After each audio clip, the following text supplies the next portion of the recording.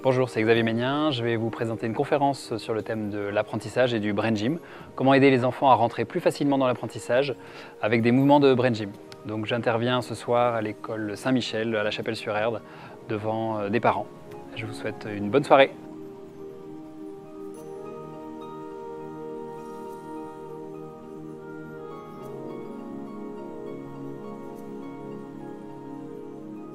Bonsoir à toutes et tous. Merci d'être là. Merci de m'accueillir, Jean-Paul, pour la conférence. C'est la suite des ateliers que j'ai donnés aux enseignants cette année. Ça a démarré au mois de novembre et puis j'ai terminé au mois de janvier. Donc voilà, je suis ravi que le Brain Gym fasse partie de cet établissement. Je vais vous en parler un petit peu plus en détail dans cette conférence et puis vous dire aussi d'où je viens, comment c'est arrivé dans ma vie, ce fameux Brain Gym. Donc, je vais faire défiler des diapos.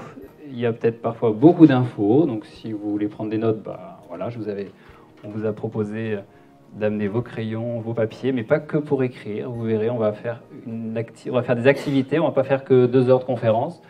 Ou 1 heure. Je ne sais pas quel temps ça va durer. Ça va dépendre de vous. Ça va dépendre de vos questions aussi. Donc ça va être une conférence un peu interactive dans le sens où je vais vous proposer des exercices. C'est-à-dire que le Brain Gym, c'est, on va dire, une sorte d'approche, d'écoute du mouvement pour aider les enfants à rentrer dans l'apprentissage. Et même si vous êtes des adultes, vous restez des enfants au fond de vous qui continuez à apprendre continuellement dans votre travail, avec toutes vos relations, vos expériences. Et du coup, le Brain Gym, c'est pour les enfants, mais c'est aussi pour les adultes. La bonne nouvelle, c'est que c'est pour tout le monde, dans le sens où on a tous un cerveau, on a tous un cœur, on a tous un corps, et qu'on peut bouger ce corps, ses émotions, nos pensées, et qu'elles évoluent toute notre vie, et qu'on peut agir d'une certaine manière dessus. Et on va le voir plus particulièrement comment, avec cette notion de stress qui peut nous empêcher d'avoir accès à nos capacités. Donc je vais vous parler de Paul Denison, Paul et Gail Denison. Paul Denison, il faut savoir que c'est un docteur en éducation, c'est-à-dire qu'il a un doctorat, il vient de Californie. C'est un monsieur qui, quand il était enfant, avait des grosses difficultés de lecture, d'apprentissage, et qui avait en plus une grosse myopie, donc avec des verres épais, je ne vous raconte pas comment. Et il avait, il a rencontré beaucoup de difficultés. Il s'est avéré qu'après des diagnostics, ils ont observé qu'il était dyslexique. Et du coup, il a ramé toute sa vie pour apprendre, pour essayer de faire comme les autres. Et il avait beaucoup de difficultés. Et ce Paul Denison, du coup, s'est intéressé à l'éducation, s'est intéressé aux enfants comme lui, qui avaient du mal à apprendre, qui avaient du mal à accéder à la lecture. Et du coup, il a fait un doctorat en éducation et il a monté un centre de lecture, même plusieurs centres de lecture, où il a rencontré des orthoptistes. En France, il y a des orthophonistes, vous connaissez? Il y a des orthoptistes et il y a aussi des optométristes comportementaux. Ça, vous ne connaissez pas? Non, ça c'est normal. Ça vient des États-Unis et les optométristes comportementaux travaillent sur le lien entre le corps, les yeux et l'apprentissage. Et Paul Denison a du coup rencontré ces optométristes et il a observé qu'il y avait des mouvements qui pouvaient aider les enfants à restimuler les yeux, restimuler les oreilles, les mains, à faire ce travail de coordination entre la droite et la gauche. Et du coup, dans son centre de lecture, où il a commencé à mettre en place ces mouvements, il a observé qu'il y avait des résultats. Et que les enfants qui avaient des difficultés de lecture, d'écriture, commençaient à faire ces quelques mouvements avec la main, avec le pouce, des 8 couchés, dans l'espace, dessiner avec les 2 mains, qu'on appelle le crayonnage en miroir. Et il a commencé à faire ces mouvements avec ces élèves-là, avec ses enfants, et il s'est rendu compte que ça les aidait et qu'ils arrivaient à avoir accès à leur capacité de lecture. Et du coup, il a commencé à écrire un bouquin pour partager ses recherches.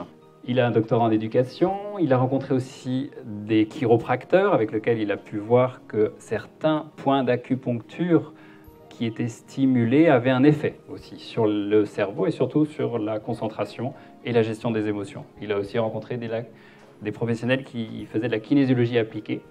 La kinésiologie appliquée, c'est une méthode qui était utilisée par des chiropracteurs qui avaient déjà fait 5 ans d'études. Donc il fallait avoir fait 8 années d'études pour être kinésio.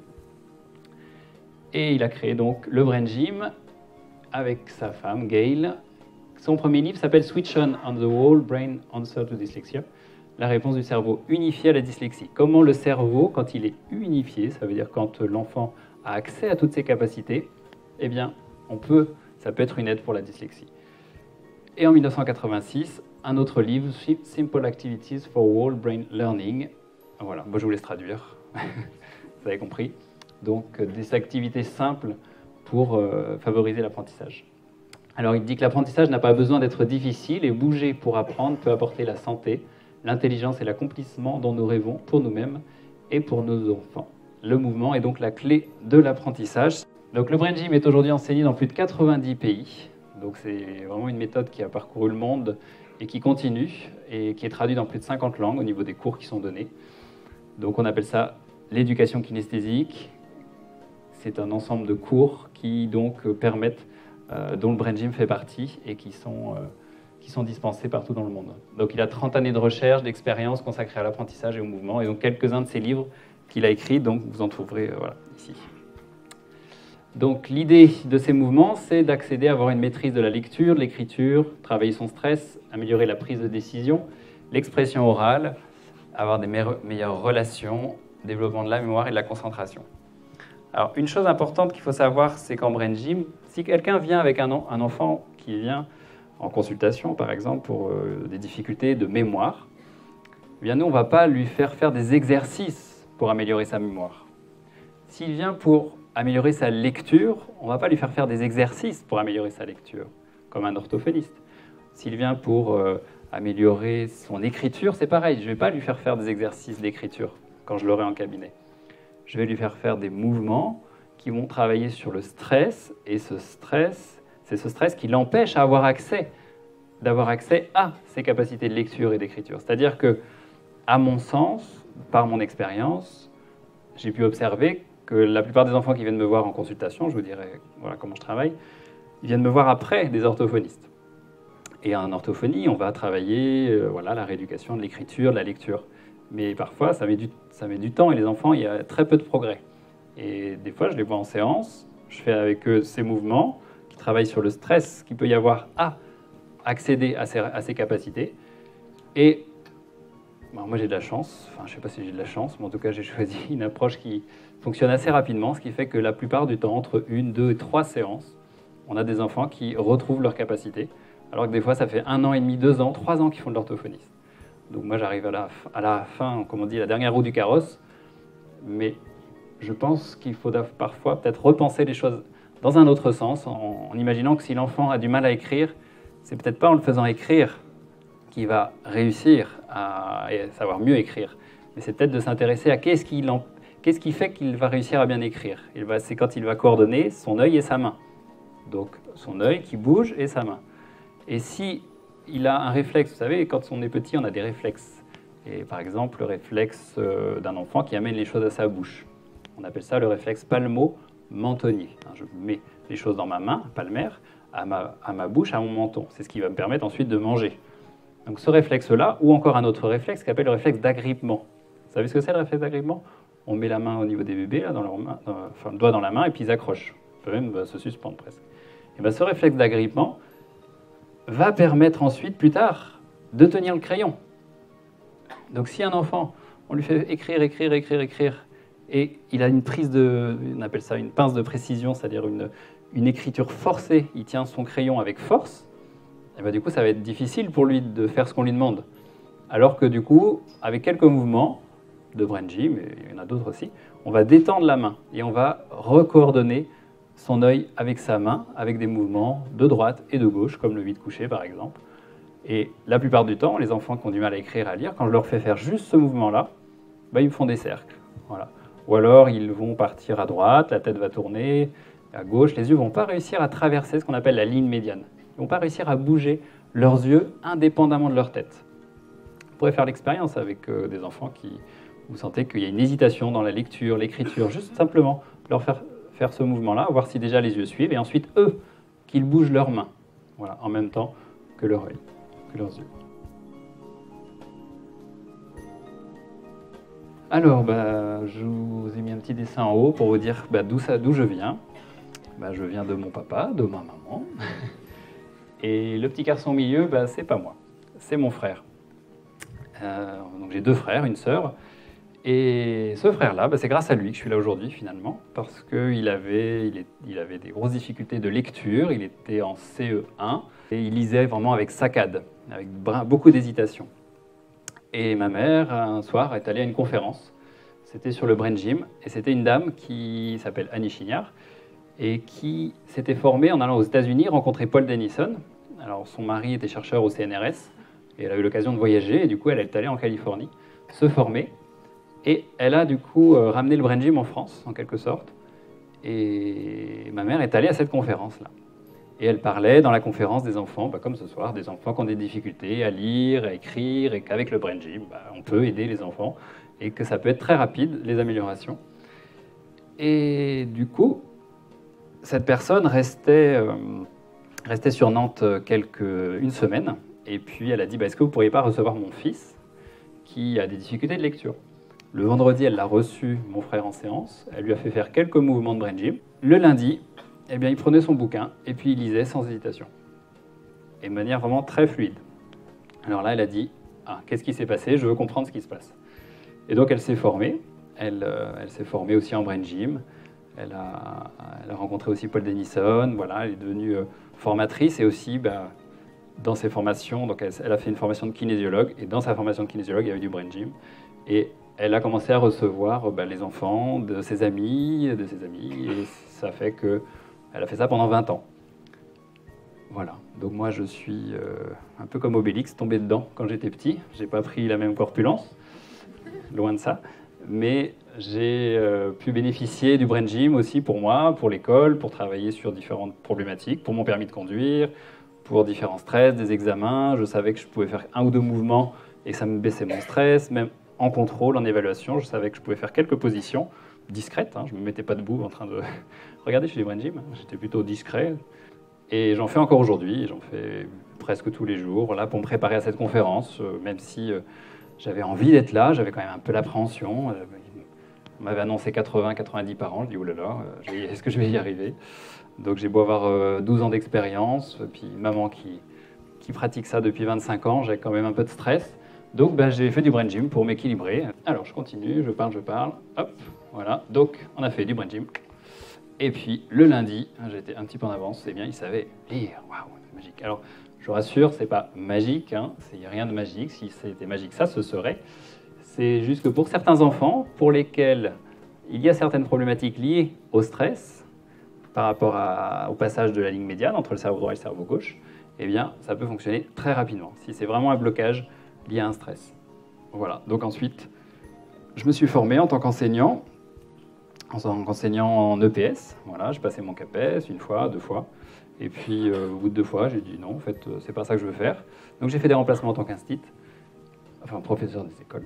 Et puis du coup, j'ai fait des remplacements pendant 1 an de la petite section au CM2 et j'ai essayé de faire un peu de Brain Gym en classe, mais j'étais pas formé. Ma mère m'en avait parlé, bien sûr, je savais ce que c'était, mais j'avais besoin d'une formation et je ne m'étais pas formé réellement. Donc du coup, j'ai décidé d'arrêter tout, mon métier d'enseignant, et puis de me former en kinésiologie et du coup en Brain Gym. Et donc voilà, j'ai ouvert mon cabinet il y a 12 ans maintenant. Et la même année, avec mon autre frère, qui lui était ingénieur en informatique, on a créé une école de kinésiologie sur Nantes, et où on a fait venir différents professionnels d'un peu partout de la France. Donc voilà, du coup on est formateur, et aujourd'hui on a à peu près une quinzaine d'enseignants dans cette école.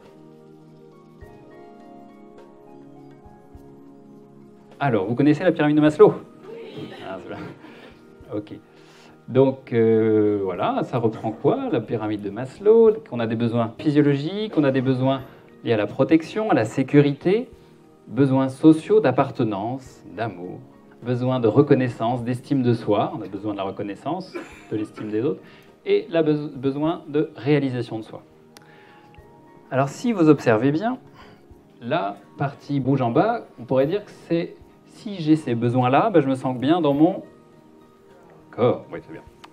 Vous savez bien lire. Donc je suis bien dans mon corps, et oui, parce que j'ai bien mangé, j'ai bien bu, j'ai le ventre bien tendu, voilà, vous connaissez la suite. Et du coup, besoin de protection et de sécurité. En Brain Gym, on associe ces besoins physiques et le fait de se sentir bien dans son corps à ce qu'on appelle une intelligence d'attention. C'est-à-dire que si vous vous sentez pas bien, tout simplement, vous avez envie d'aller aux toilettes, eh bien, vous n'allez pas pouvoir avoir votre attention. Vous n'allez pas pouvoir m'écouter si vous avez envie d'aller aux toilettes. Si vous avez envie de manger, on n'est pas bien dans notre corps et du coup, on n'a pas notre attention. Alors en classe, vous me dites, en classe, un enfant, il a mangé, il a bu, il a dormi, mais pour autant, il peut avoir son intelligence d'attention qui n'est pas, on appelle ça, nous, branchée.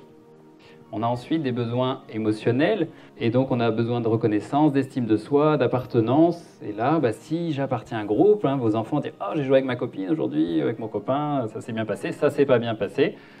Et là, vous pouvez voir des fois, et moi j'ai ma fille ici, et du coup, des fois c'est « Ah, ma copine elle m'a dit ça, ou mon copain il m'a dit ça », et du coup on voit bien qu'elle se sent pas bien dans son cœur. Et du coup, ça touche le système plutôt limbique qui gère les émotions. L'autre, c'était plutôt le reptilien. Vous savez, le reptilien, c'est celui qui nous servait dans la préhistoire à fuir, à survivre et à lutter. Alors ensuite, bien dans ma tête, c'est écrit. Donc une fois que j'ai ces besoins accomplis, je me sens bien dans mon corps, je me sens bien dans mon cœur, eh bien je peux me sentir bien dans ma tête. Et donc l'apprentissage est possible.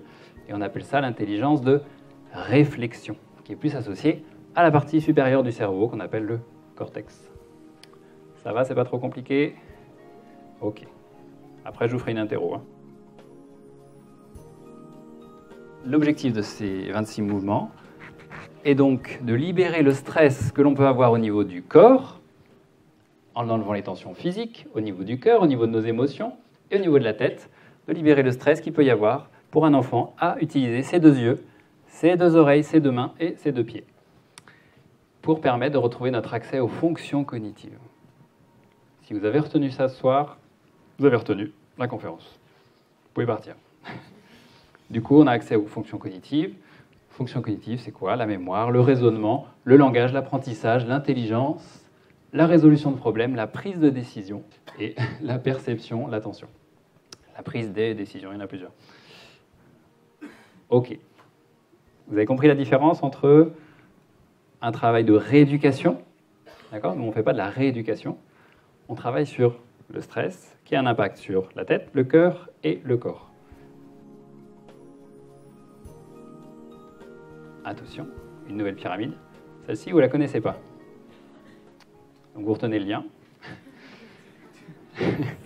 C'est la pyramide de l'apprentissage. Combien de personnes la connaissent? Ceux qui ont fait la formation. C'est bien, il y en a encore une bonne note. Écoutez une conférence. Alors, après la conférence, si je faisais que parler, eh bien, on dit que vous auriez retenu que 5% de la conférence. Donc, c'est pas beaucoup. C'est-à-dire qu'on va retenir 5% de ce qu'on entend quand on est passif. Et là, vous êtes passif. Lire un texte, 10%.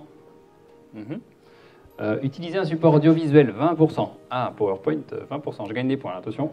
Vous allez avoir vous allez retenir un petit peu plus de choses ce soir. Et voir une démonstration, 30%. Donc là, voir, regarder. Quand vous n'utilisez que vos canaux auditifs et visuels, eh bien, vous voyez, ça vous met dans un apprentissage passif avec très peu de pourcentage d'acquisition du matériel. Attention, maintenant, participer à une discussion de groupe, 50%. Donc tout ce qui est atelier de groupe et participation, où on réfléchit à ce qu'on nous demande, voilà, là, c'est 50%. Ça ne va pas être ce soir le cas, je ne vais pas vous mettre en atelier. Mais la ligne suivante, c'est pour vous. Pratiquer soi-même les connaissances. 75%. Ça fait du bien. Ça veut dire que si vous pratiquez ce que vous apprenez, ou ce que vous regardez, ou ce que vous écoutez, vous le retenez. C'est logique. Et si vous enseignez à d'autres personnes, alors là, c'est jackpot, 90%. Donc 90% si vous enseignez ce que vous avez appris. Et moi qui enseigne depuis 12 ans, la kinésiologie et d'autres techniques, eh ben, je me rends bien compte que chaque année, j'apprends continuellement, finalement, de cette méthode que j'utilise en cabinet, auprès des enfants, des adultes, et qu'à chaque fois que j'enseigne, bah, les étudiants me posent des questions, et ça me fait réfléchir, et je réapprends des choses, et, voilà. Et les enseignants qui sont là, bah, s'ils sont à l'école, c'est bien pour continuer à apprendre.